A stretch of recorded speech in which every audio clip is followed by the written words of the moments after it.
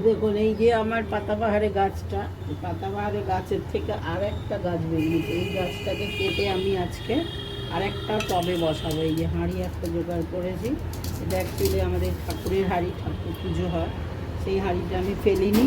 এই হাঁড়িটার মধ্যে আমি এই পাতাবাহারে গাছটা বসাবো। তো এইখান দিয়ে পাতাবাহারে গাছটার এইটার কাণ্ডটা আমি কেটে নিচ্ছি। এই যে পাতাবাহারের গাছটা এইখান দিয়েই এরকম পাত বেরোয় সব। এই যে আরেকটা বেরোচ্ছে, দেখতে বুঝতে পারছেন কি না, এই আরেকটা বেরোয়। এই কাণ্ডটা কেটে নিয়ে আমি এই যে এখানে মাটি ভরেছি, মাটি ভরে এই যে এখানে আমি বসাচ্ছি গাছটা। আরও মাটি দিতে লাগবে।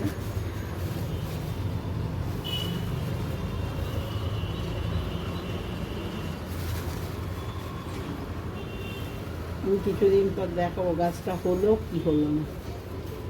এই গাছগুলো এইরকমই কাণ্ড থেকে বেরোয়, আর অনেক অনেক সুন্দর পাতাবাহার। এটা আমি বসিয়ে দিলাম গাছটা, তো একটু একটু জল দিলেই গাছটা বেঁচে উঠবে। এই পাতাবাহারে গাছের থেকে আর একটা পাতাবাহারে গাছ বেরোয় এই কাণ্ডর অংশ থেকে। আমি কেটে বসিয়ে দিলাম।